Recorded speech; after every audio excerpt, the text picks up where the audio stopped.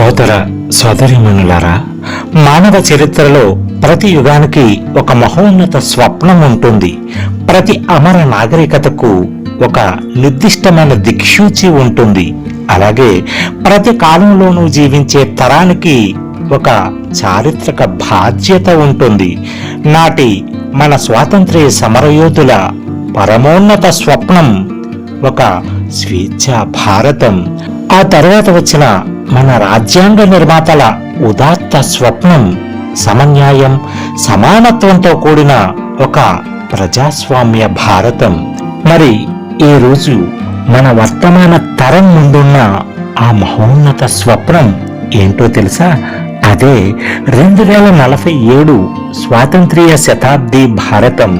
అయితే ఈ శుభతరుణంలో ఒక అత్యంత ముఖ్యమైన ప్రశ్నను మనల్ని మనం అడగవలసి ఉంది. 2047 సంవత్సరంలో మనం కేవలం 100 ఏళ్ల స్వాతంత్ర్య దినోత్సవ వేడుకలు జరుపుకోవడం గొప్పదా, లేక ఆ 100 ఏళ్ల స్వాతంత్ర్యానికి తగిన ఒక మహోన్నతమైన గొప్ప దేశాన్ని నిర్మించి ప్రపంచం ముందు నిలబెట్టడం గొప్పదా? మిత్రులారా, 100 సంవత్సరాల కాలం గడిచిపోవడం అనేది కేవలం కాలం చేసే సహజమైన పని. కానీ ఆ గడిచిన 100 సంవత్సరాల స్వేచ్ఛ ప్రస్థానానికి ఒక సార్థకమైన అర్థాన్ని ఇవ్వడం మాత్రం మన చేతుల్లో ఉన్న పని. 2047వ సంవత్సరంలో నేను ఒక మహోన్నతమైన భారతదేశాన్ని హృదయపూర్వకంగా ఊహిస్తున్నాను. అక్కడ ఏ ఒక్క చిన్నారి కూడా ఆకలితో నిద్రపోకూడదు. ఏ ఒక్క యువకుడి అపారమైన ప్రతిభ కూడా అవకాశాల లేమితో వృధా కాకూడదు. ఏ ఒక్క రైతు కూడా తన కష్టార్జితానికి, శ్రమకు దక్కవలసిన కనీస గౌరవం కోసం రోడ్లపై ఎదురు చూడకూడదు. ఏ మహిళ తన భద్రత గురించి నడి రోడ్డుపై భయపడాల్సిన అవసరం ఉండకూడదు. ఏ వృద్ధుడు ఆత్మీయులు లేని ఒంటరితనంతో కన్నీరు కార్చకూడదు. ఏ ఒక్క పౌరుడు తన ఆత్మ గౌరవాన్ని కాపాడుకోవడం కోసం వ్యవస్థలతో పోరాడాల్సిన కఠిన పరిస్థితి రాకూడదు. అది కేవలం ఆర్థికంగా అభివృద్ధి చెందిన దేశం మాత్రమే కాదు మిత్రులారా, మానవీయంగా అభివృద్ధి చెందిన సమున్నత మనస్సుల దేశం. 2047లో నేను కాంక్షిస్తున్న భారతదేశం కృత్రిమ మేధస్సు అనేది మనిషి ఉనికిని భర్తీ చేయకూడదు. అది మనిషి యొక్క సృజనాత్మక సామర్థ్యాన్ని మరింత విస్తరించాలి. సాంకేతికత అనేది కేవలం కొన్ని డిజిటల్ ఉద్యోగాలను మాత్రమే సృష్టించకూడదు. అది ప్రతి సామాన్య మానవ జీవితాన్ని మరింత గౌరవప్రదంగా మార్చాలి. ఆర్థికాభివృద్ధి అనేది కేవలం కొన్ని నగరాలకే పరిమితం కాకుండా మన పల్లెటూళ్ళు కూడా సరికొత్త అవకాశాల కేంద్రాలుగా వెలగాలి. ప్రగతి అనేది కేవలం ప్రభుత్వాల బడ్జెట్ గణాంకాలలో మాత్రమే కనిపించడం కాదు. ఈ దేశంలోని ప్రతి పేద కుటుంబం పెదవులపై విరిసే పచ్చని చిరునవ్వులో ప్రతిఫలించాలి. మిత్రులారా, వికసిత భారత్ అంటే కేవలం ప్రపంచంలోనే అతిపెద్ద ఆర్థిక వ్యవస్థగా అవతరించడం మాత్రమే కాదు, ఈ సమస్త ప్రపంచానికి ఒక అచంచలమైన నైతిక శక్తిగా నిలవడం. కేవలం అత్యాధునిక ఆయుధాలు కలిగి ఉండటం కాదు, అత్యున్నత మానవీయ ఆదర్శాలను కలిగి ఉండటం. కేవలం ఆకాశాన్ని తాకే ఎత్తైన భవనాలు నిర్మించడం కాదు, హిమాలయాలంత ఎత్తైన మహోన్నత మానవీయ వ్యక్తిత్వాలను నిర్మించడం. కేవలం వేగవంతమైన రహదారులు వేయడం కాదు, సమాజాన్ని సన్మార్గం వైపు, విలువల వైపు నడిపే పవిత్ర మార్గాలను నిర్మించడం.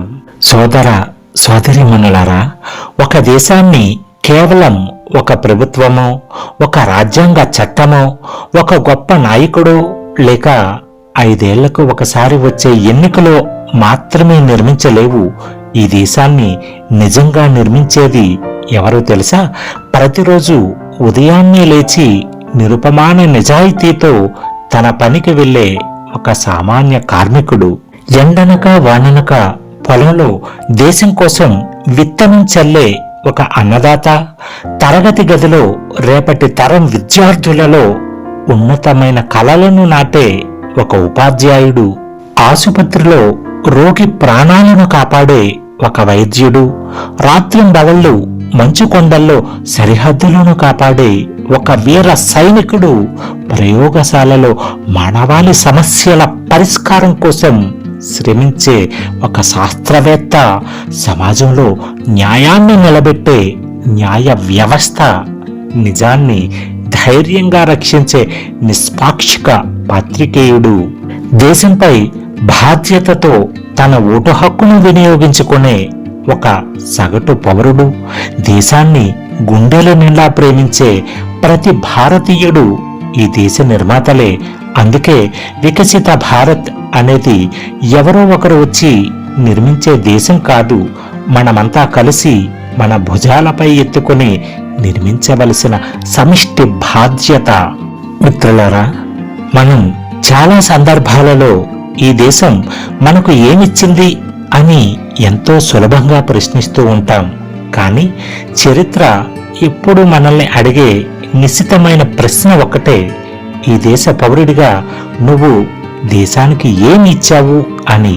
ఎందుకంటే నిజమైన దేశభక్తి అనేది కేవలం సరిహద్దుల్లో తుపాకీ పట్టినప్పుడు మాత్రమే నిరూపించుకునేది కాదు, మన నిత్య జీవితంలో ప్రతిరోజు అత్యంత నిజాయితీగా క్రమశిక్షణతో జీవించడంలో కూడా నిరూపించేది. జాతీయ జెండాకు నిలబడి సెల్యూట్ చేయడం ఖచ్చితంగా గొప్పదే, కానీ ఆ మువ్వన్నెల జెండా ప్రతిబింబించే త్యాగం, శాంతి, సత్యం అనే విలువలకు గౌరవం ఇస్తూ జీవించడం ఇంకా గొప్పది. మనం సకాలంలో పన్నులు చెల్లించడం, దేశ చట్టాన్ని గౌరవించడం, మన చుట్టూ ఉన్న ప్రకృతిని, పర్యావరణాన్ని పరిరక్షించడం, సామాజిక సామరస్యాన్ని కాపాడటం, అవినీతిని ముక్తకంఠంతో తిరస్కరించడం, స్త్రీమూర్తులకు సమున్నత గౌరవాన్ని ఇవ్వడం, పేద పిల్లల విద్యాభివృద్ధికి తోడ్పడటం, ఇవన్నీ కూడా దేశభక్తి యొక్క అద్భుతమైన మౌన రూపాలే. సోదరులారా, సోదరీమణులారా, 2047వ సంవత్సరంలో భారతదేశం ప్రపంచ పటంలో కేవలం ఒక బలమైన ఆర్థిక శక్తిగా మాత్రమే కాదు, సమస్త ప్రపంచ మనస్సాక్షికి ఒక మహోన్నత ప్రేరణగా నిలవాలి. మన విశ్వవిద్యాలయాలు ప్రపంచ విజ్ఞానానికి పవిత్ర కేంద్రాలు కావాలి. మన పరిశోధనా సంస్థలు యావత్ మానవాళి సమస్యలకు శాశ్వత పరిష్కారాలు చూపాలి. మన గ్రామాలు సుస్థిర పర్యావరణ అభివృద్ధికి అంతర్జాతీయ నమూనాలు కావాలి. మన నగరాలు అత్యాధునిక సాంకేతికతతో పాటు ప్రాచీన సంస్కృతిని కూడా కాపాడే సజీవ నాగరిక కేంద్రాలు కావాలి.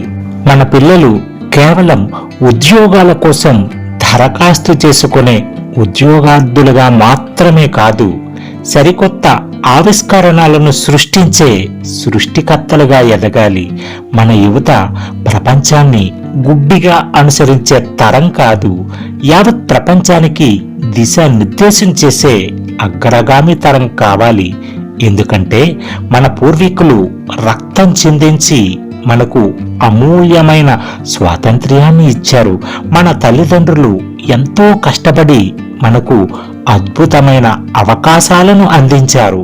మరి ఇప్పుడు రాబోయే మన తరాలకు మనం బహుమతిగా ఇవ్వాల్సింది ఒక్కటే, అదే సమస్త ప్రపంచం సగర్వంగా చూసే ఒక వికసిత భారతం. మిత్రులారా, మన ఉజ్వల భవిష్యత్తు అనేది ఏదో ఆకాశం నుంచి ఊడి భూమిపై పడదు. అది మొదట మన పవిత్ర ఆలోచనల్లో పుడుతుంది, మన చేతుల శ్రమలో రూపుదిద్దుకుంటుంది, మన నిరంతర కర్తవ్య దీక్షతో వికసిస్తుంది.